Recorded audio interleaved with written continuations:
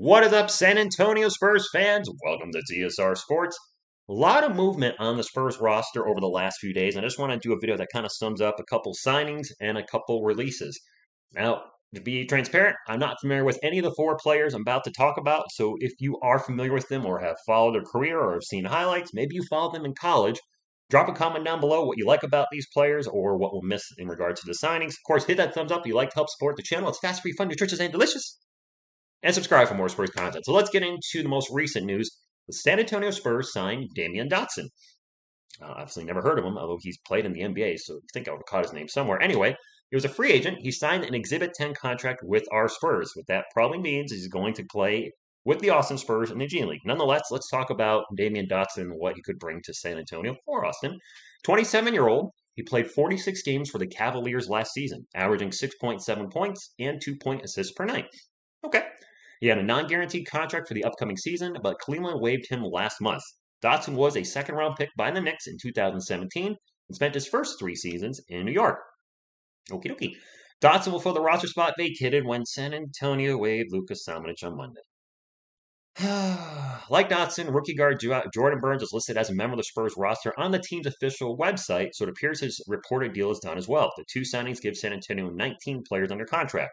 Now, I know one of those is a two-way contract with Joe Wiesman. He's going to go to the G League, but we are still a few players over the roster limit that I think we have to have, or the Spurs have to have that completed.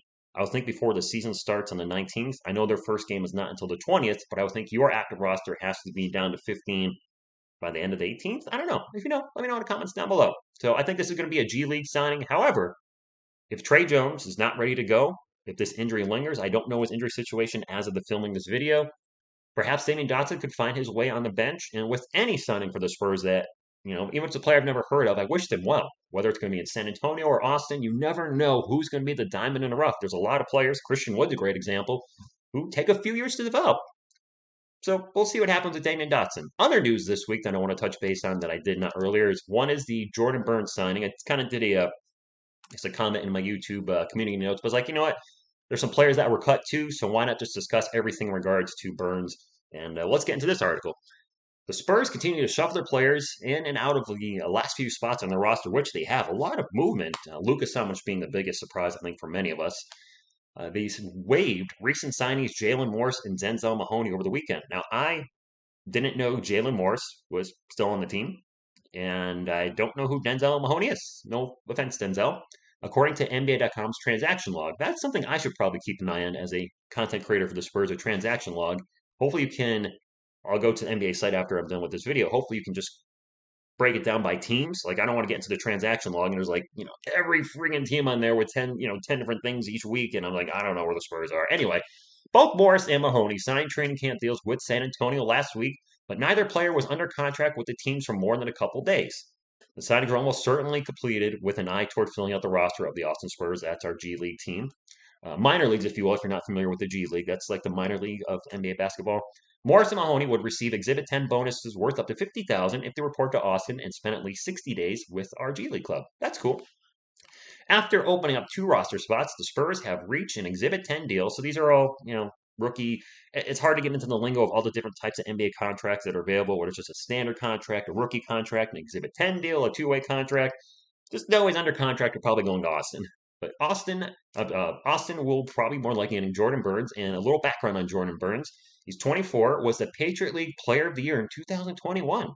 I'm not familiar with the Patriot League. After putting up 16.8 points per game, 5.3 assists per game, 4.3 rebounds on 4 of 2, 392, 899 shooting. So for the uninitiated, what that means is about 40% from the field, including everything, 39% exclusively from beyond the arc, 3-pointers, and then just a hair under 90% from the free throw line. And that's just under 30 minutes per game for Colgate. The point guard, so it's a point guard, went undrafted on July 29th, but is now on track to sign his first NBA contract. Congratulations. NBA contract at 24. We drafted a guy a long time ago that didn't play his first season in the NBA until 24. That worked out pretty good. Of course, this is a totally different situation, obviously. I don't expect him to be the next mini admiral at point guard, but I'm just throwing that out there. Like Morris and Mahoney, Burns appears likely to end up playing in Austin. I agree. San Antonio is already facing a roster crunch for the regular season with 17 players on guaranteed contracts, competing for 15 roster spots. And if you add the two-way contract with Joe Wiesman, and now the contract we just gave to, I already forgot his name, sorry, Damyean Dotson. We have 18 plus the one two-way, so that's 19. So again, a lot of these guys are going to the G League. I think Dotson off to the G League, Burns off to G League. That's two players. That brings us down to 17. Wiesman on his two-way contract to go to G League. That's going to bring us down to 16. That leaves one roster spot. I still think it's going to be Al-Farouq Amino.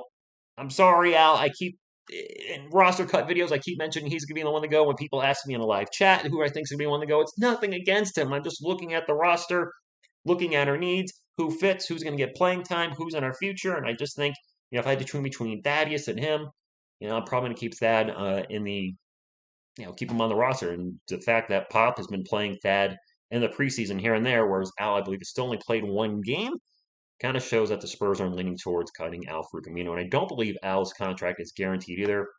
Correct me if I'm wrong. I think he has a $6 million contract.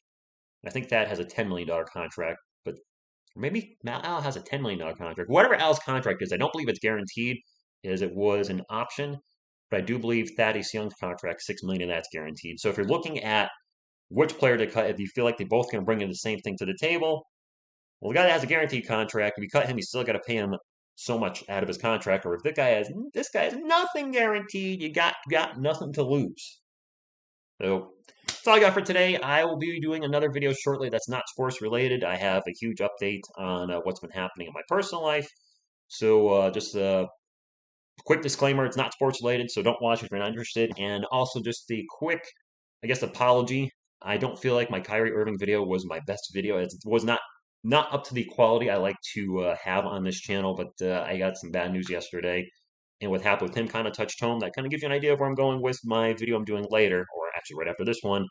And maybe I shouldn't have did the video if I wasn't in the right frame of mind. So I appreciate everybody that watched it and thumbs up it nonetheless. He's not coming to San Antonio, no chance. I didn't even mention the issues with his with the drama he could bring to the locker room, which we don't want. That's why we don't want him. That's why we wouldn't want Ben Simmons, and that's why we want Kawhi back. So I'm rambling now. Well, thank you all so much for tuning in. And as always, go Spurs, go!